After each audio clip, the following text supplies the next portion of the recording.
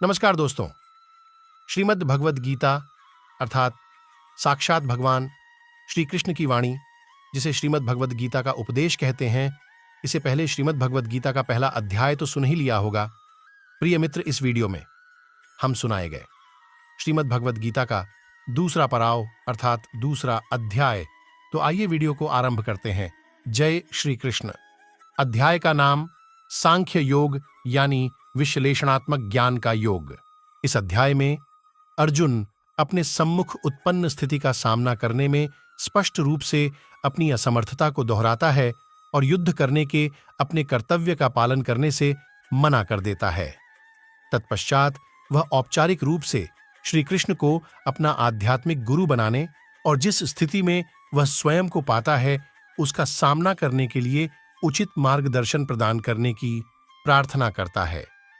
परम प्रभु उससे कहते हैं कि आत्मा जो शरीर के नष्ट होने पर भी नहीं मरती, कि अमृतत्व की शिक्षा देकर दिव्य ज्ञान प्रदान करते हैं। आत्मा एक जन्म से दूसरे जन्म में उसी प्रकार से शरीर परिवर्तित करती है जिस प्रकार से मनुष्य पुराने वस्त्र त्याग कर नए वस्त्र धारण करता है। इसके पश्चात श्री कृष्ण सामाजिक दायित्वों के विषय की ओर आगे बढ़ते हैं। वे अर्जुन को स्मरण कराते हैं कि धर्म की मर्यादा हेतु योद्धा के रूप में युद्ध लड़ना उसका कर्तव्य है। वे स्पष्ट करते हैं कि किसी के द्वारा अपने नैतिक कर्तव्यों का पालन करना एक पुण्य का कार्य है जो स्वर्ग जाने का द्वार खोलेगा, किंतु कर्तव्यों से विमुख होने से केवल तिरस्कार और अपयश प्राप्त होगा। लौकिक स्तर पर अर्जुन को प्रेरित करने के पश्चात श्री कृष्ण गहनता के साथ कर्मयोग के ज्ञान पर प्रकाश डालते हैं। वे अर्जुन को फल की आसक्ति के बिना निष्काम कर्म करने की प्रेरणा देते हैं। फल की कामना से रहित कर्म करने के विज्ञान को वे बुद्धि योग या बुद्धि का योग नाम देते हैं। बुद्धि का प्रयोग मन को कर्म फल की लालसा करने से रोकने के लिए करना चाहिए। इस चेतना के साथ संपन्न किए गए कर्म बंधन युक्त कर्मों से बंधन मुक्त कर्मों में परिवर्तित हो जाते हैं। अर्जुन दिव्य चेतना में स्थित मनुष्य के लक्षणों के संबंध में जानना चाहता है। श्री कृष्ण उसे बताते हैं कि किस प्रकार से दिव्य चेतना में स्थित होकर मनुष्य आसक्ति, भय और क्रोध से मुक्त हो जाता है और सभी परिस्थितियों में उसकी इंद्रियां उसके वश में हो जाती हैं और उसका मन सदा के लिए भगवान की भक्ति में तल्लीन हो जाता है। अब वे क्रमानुसार स्पष्ट करते हैं कि किस प्रकार से मानसिक संताप, काम वासना और लोभ विकसित होता है और किस प्रकार से इनका उन्मूलन किया जा सकता है। प्रिय मित्र, आइए जानते हैं इस अध्याय की 72 श्लोक के बारे में। संजय ने कहा, करुणा से अभिभूत, मन से शोकाकुल और अश्रुओं से भरे नेत्रों वाले अर्जुन को देखकर श्री कृष्ण ने निम्न वर्णित शब्द कहे।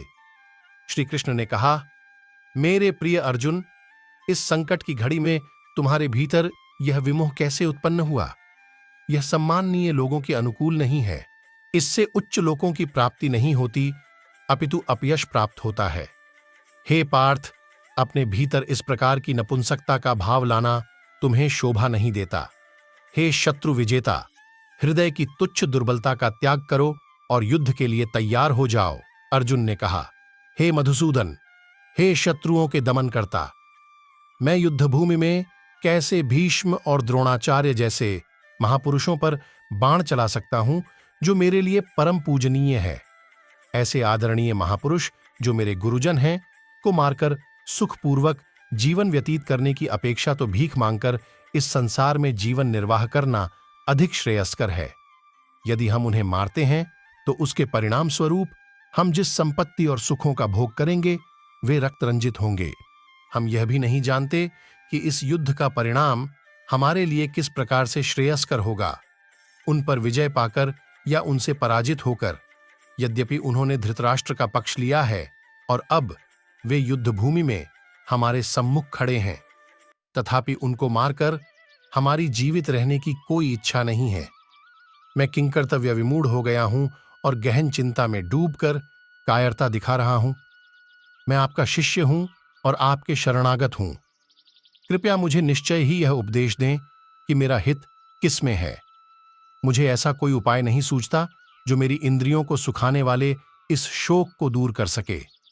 यदि मैं धन संपदा से भरपूर इस पृथ्वी पर निष्कंटक राज्य प्राप्त कर लेता हूं या देवताओं जैसा प्रभुत्व प्राप्त कर लेता हूं, तब भी मैं इस शोक को दूर करने में समर्थ नहीं हो पाऊंगा। संजय ने कहा।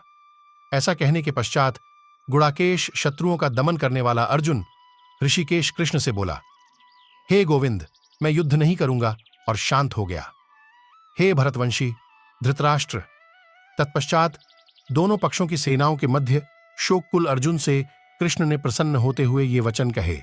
परम भगवान ने कहा, तुम विद्वतापूर्ण वचन कहकर भी उनके लिए शोक कर रहे हो जो शोक के पात्र नहीं हैं। बुद्धिमान पुरुष न तो जीवित प्राणी के लिए शोक करते हैं और न ही मृत के लिए। ऐसा कोई समय नहीं था कि जब मैं नहीं था या तुम नहीं थे और ये सभी राजा न रहे हों, और ऐसा भी नहीं है कि भविष्य में हम सब नहीं रहेंगे। जैसे देहधारी आत्मा इस शरीर में बाल्यावस्था से तरुणावस्था और वृद्धावस्था की ओर निरंतर अग्रसर होती है, वैसे ही मृत्यु के समय आत्मा दूसरे शरीर में चली जाती है। बुद्धिमान मनुष्य ऐसे परिवर्तन से मोहित नहीं होते।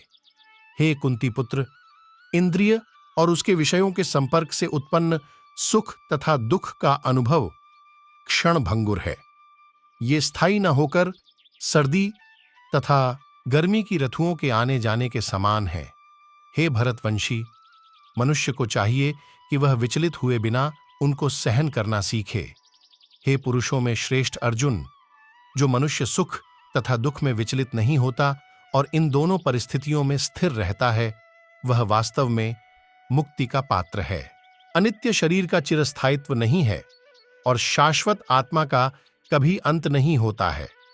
तत्वदर्शियों द्वारा भी इन दोनों की प्रकृति के अध्ययन करने के पश्चात निकाले गए निष्कर्ष के आधार पर इस यथार्थ की पुष्टि की गई है, जो पूरे शरीर में व्याप्त है, उसे ही तुम अविनाशी समझो। उस अनश्वर आत्मा को नष्ट करने में कोई भी समर्थ नहीं है। केवल भौतिक शरीर ही नश्वर है और शरीर में व्याप्त आत्मा अविनाशी, अपरिमेय तथा शाश्वत है। अतः हे भरतवंशी, युद्ध करो। वह जो यह सोचता है कि आत्मा को मारा जा सकता है या आत्मा मर सकती है, वे दोनों ही अज्ञानी हैं। वास्तव में आत्मा न तो मरती है और न ही उसे मारा जा सकता है। आत्मा का न तो कभी जन्म होता है, न ही मृत्यु होती है, और न ही आत्मा किसी काल में जन्म लेती है और न ही कभी मृत्यु को प्राप्त होती है। आत्मा अजन्मा, शाश्वत, अविनाशी और चिरनूतन है। शरीर का विनाश होने पर भी इसका विनाश नहीं होता। हे पार्थ, वह जो यह जानता है कि आत्मा अविनाशी, शाश्वत, अजन्मा और अपरिवर्तनीय है, वह किसी को कैसे मार सकता है या किसी की मृत्यु का कारण हो सकता है। जिस प्रकार से मनुष्य अपने फटे पुराने वस्त्रों को त्याग कर नए वस्त्र धारण करता है, उसी प्रकार मृत्यु होने पर आत्मा पुराने तथा व्यर्थ शरीर को त्याग कर नया शरीर धारण करती है। किसी भी शस्त्र द्वारा आत्मा के टुकड़े नहीं किए जा सकते। न ही अग्नि आत्मा को जला सकती है, न ही जल द्वारा उसे गीला किया जा सकता है, और न ही वायु इसे सुखा सकती है। आत्मा अखंडित और अज्वलनशील है, इसे न तो गीला किया जा सकता है और न ही सुखाया जा सकता है। यह आत्मा शाश्वत, सर्वव्यापी, अपरिवर्तनीय, अचल और अनादि है। इस आत्मा को अदृश्य, अचिंतनीय और अपरिवर्तनशील कहा गया है। यह जानकर हमें शरीर के लिए शोक प्रकट नहीं करना चाहिए। यदि तुम यह सोचते हो कि आत्मा निरंतर जन्म लेती है और मरती है, तब ऐसी स्थिति में भी हे महाबाहु अर्जुन, तुम्हें इस प्रकार से शोक नहीं करना चाहिए। जो जन्म लेता है उसकी मृत्यु निश्चित है, और मृत्यु के पश्चात पुनर्जन्म भी अवश्यम भावी है। अतः तुम्हें अपरिहार्य के लिए शोक नहीं करना चाहिए। हे भरतवंशी, समस्त जीव जन्म से पूर्व अव्यक्त रहते हैं, जन्म होने पर व्यक्त हो जाते हैं और मृत्यु होने पर पुनः अव्यक्त हो जाते हैं। अतः ऐसे में शोक व्यक्त करने की क्या आवश्यकता है। कुछ लोग आत्मा को एक आश्चर्य के रूप में देखते हैं, कुछ लोग इसे आश्चर्य बताते हैं और कुछ इसे आश्चर्य के रूप में सुनते हैं, जबकि अन्य लोग इसके विषय में सुनकर भी कुछ समझ नहीं पाते। हे अर्जुन, शरीर में निवास करने वाली आत्मा अविनाशी है, इसलिए तुम्हें किसी प्राणी के लिए शोक नहीं करना चाहिए। इसके अलावा एक योद्धा के रूप में अपने कर्तव्य पर विचार करते हुए तुम्हें उसका त्याग नहीं करना चाहिए। वास्तव में योद्धा के लिए धर्म की रक्षा हेतु युद्ध करने के अतिरिक्त अन्य कोई विकल्प नहीं होता। हे पार्थ, वे क्षत्रिय भाग्यशाली होते हैं जिन्हें बिना इच्छा किए धर्म की रक्षा हेतु युद्ध के ऐसे अवसर प्राप्त होते हैं जिसके कारण उनके लिए स्वर्ग के द्वार खुल जाते हैं। यदि फिर भी तुम इस धर्म युद्ध का सामना नहीं करना चाहते, तब तुम्हें निश्चित रूप से अपने सामाजिक कर्तव्यों की उपेक्षा करने का पाप लगेगा और तुम अपनी प्रतिष्ठा खो दोगे। लोग तुम्हें कायर और भगोड़ा कहेंगे। एक सम्माननीय व्यक्ति के लिए अपयश मृत्यु से बढ़कर है। जिन महान योद्धाओं ने तुम्हारे नाम और यश की सराहना की है, वे सब यह सोचेंगे कि तुम भय के कारण युद्ध भूमि से भाग गए और उनकी दृष्टि में तुम अपना सम्मान गंवा दोगे। तुम्हारे शत्रु तुम्हारी निंदा करेंगे और कटु शब्दों से तुम्हारा मान मर्दन करेंगे और तुम्हारी सामर्थ्य का उपहास उड़ाएंगे। तुम्हारे लिए इससे पीड़ादायक और क्या हो सकता है? हे कुंती पुत्र, यदि तुम युद्ध करते हो, फिर या तो तुम मारे जाओगे और स्वर्ग लोक प्राप्त करोगे, या विजयी होने पर पृथ्वी के साम्राज्य का सुख भोगोगे।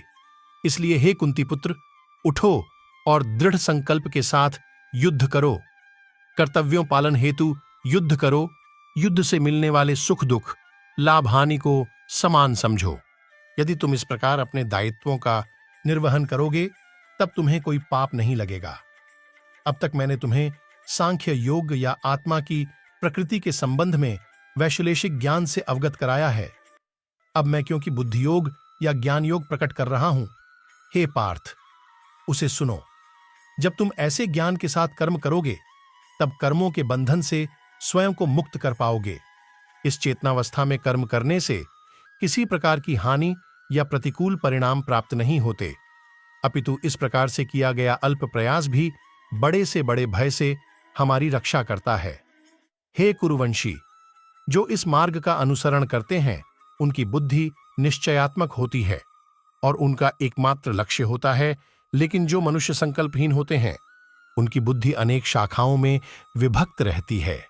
अल्पज्ञ मनुष्य वेदों के आलंकारिक शब्दों पर अत्यधिक आसक्त रहते हैं, जो स्वर्गलोक का सुख भोगने के प्रयोजनार्थ दिखावटी कर्मकांड करने की अनुशंसा करते हैं, और जो यह मानते हैं कि इन वेदों में कोई उच्च सिद्धांतों का वर्णन नहीं किया गया है। वे वेदों के केवल उन्हीं खंडों की महिमा मंडित करते हैं जो उनकी इंद्रियों को तृप्त करते हैं, और वे उत्तम जन्म, ऐश्वर्य, इंद्रिय तृप्ति और स्वर्गलोक की प्राप्ति के लिए आडंबर युक्त कर्मकांडों के पालन में लगे रहते हैं। सांसारिक सुखों में मन की गहन आसक्ति के साथ उनकी बुद्धि ऐसी वस्तुओं में मोहित रहती है, इसलिए वे भगवत प्राप्ति के मार्ग पर अग्रसर होने के हेतु दृढ़ संकल्प लेने में असमर्थ होते हैं। वेदों में प्रकृति के 3 गुणों का वर्णन मिलता है। हे अर्जुन, प्रकृति के इन गुणों से ऊपर उठकर विशुद्ध आध्यात्मिक चेतना में स्थित हो जाओ। परम सत्य में स्थित होकर सभी प्रकार के द्वैतों से स्वयं को मुक्त करते हुए भौतिक लाभहानि और सुरक्षा की चिंता किए बिना आत्मलीन हो जाओ।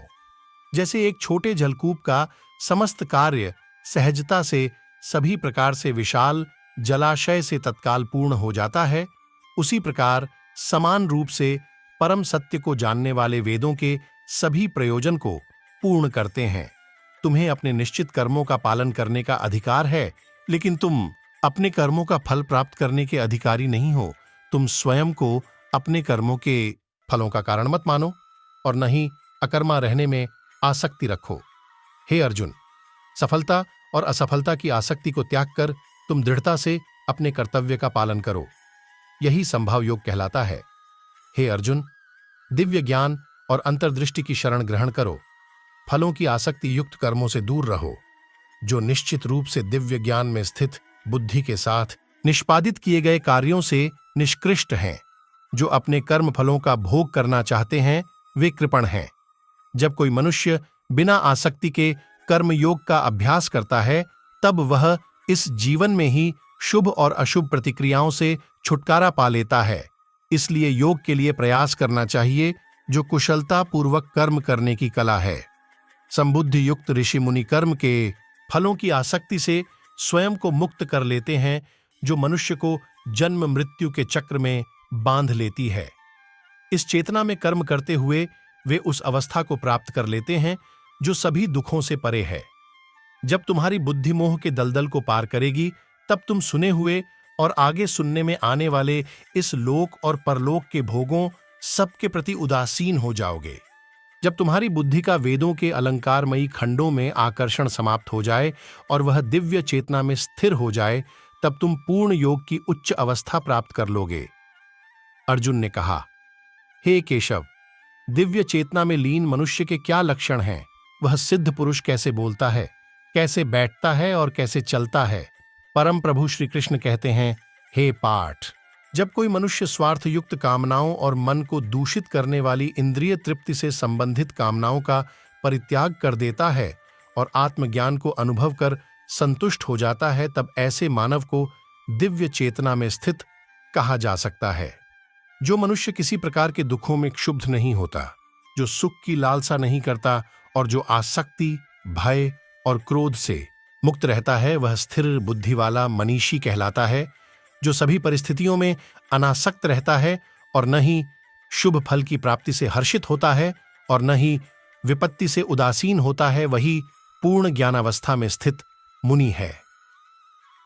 जो मनुष्य अपनी इंद्रियों को उनके विषय भोगों से खींच लेने के लिए उसी प्रकार से योग्य होता है जैसे एक कछुआ अपने अंगों को संकुचित करके उन्हें खोल के भीतर कर लेता है, वह दिव्य ज्ञान में स्थिर हो जाता है।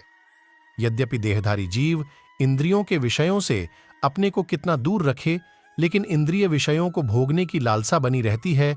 फिर भी जो लोग भगवान को जान लेते हैं, उनकी लालसाएं समाप्त हो जाती हैं।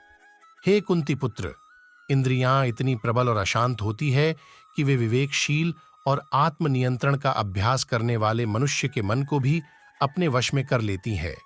वे जो अपनी इंद्रियों को वश में कर लेते हैं और अपने मन को मुझ में स्थिर कर देते हैं, वे दिव्य ज्ञान में स्थित होते हैं। इंद्रियों के विषयों का चिंतन करते हुए मनुष्य उनमें आसक्त हो जाता है और आसक्ति कामना की ओर ले जाती है और कामना से क्रोध उत्पन्न होता है। क्रोध निर्णय लेने की क्षमता को क्षीण करता है, जिसके कारण स्मृति भ्रम हो जाता है। जब स्मृति भ्रमित हो जाती है, तब बुद्धि का नाश हो जाता है और बुद्धि के नष्ट होने से मनुष्य का पतन हो जाता है। लेकिन जो मन को वश में रखता है, वह इंद्रियों के विषयों का भोग करने पर भी राग और द्वेष से मुक्त रहता है और भगवत कृपा प्राप्त करता है।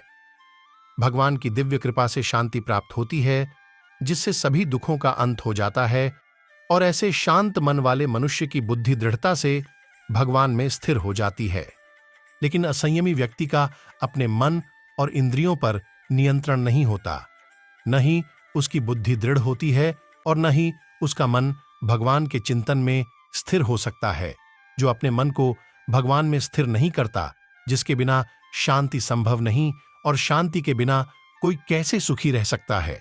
जिस प्रकार प्रचंड वायु अपने तीव्र वेग से जल पर तैरती हुई नाव को दूर तक बहाकर ले जाती है, उसी प्रकार से अनियंत्रित इंद्रियों में से कोई एक, जिसमें मन अधिक लिप्त रहता है, बुद्धि का विनाश कर देती है। इसलिए हे महाबाहु, जो मनुष्य इंद्रियों के विषय भोगों से विरक्त रहता है, वह दृढ़ता से लोकातीत ज्ञान से युक्त हो जाता है। जिसे सब लोग दिन समझते हैं, वह आत्मसंयमी के लिए अज्ञानता की रात्रि है, तथा जो सब जीवों के लिए रात्रि है, वह आत्मविश्लेषी मुनियों के लिए दिन है। जिस प्रकार से समुद्र उसमें निरंतर मिलने वाली नदियों के जल के प्रवाह से विक्षुब्ध नहीं होता, उसी प्रकार से ज्ञानी अपने चारों ओर इंद्रियों के विषयों के आवेग के पश्चात भी शांत रहता है, न कि उस मनुष्य की भांति जो कामनाओं को तुष्ट करने के प्रयास में लगा रहता है।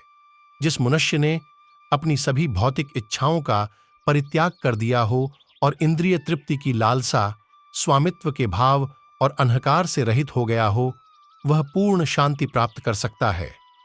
हे पार्थ, ऐसी अवस्था में रहने वाली प्रबुद्ध आत्मा जब ब्रह्म ज्ञान प्राप्त कर लेती है, वह फिर कभी भ्रमित नहीं होती। तब मृत्यु के समय भी इस दिव्य चेतना में स्थित सिद्ध पुरुष जन्म और मृत्यु के बंधन से मुक्त हो जाता है और भगवान के परम धाम में प्रवेश करता है। जय श्री कृष्ण।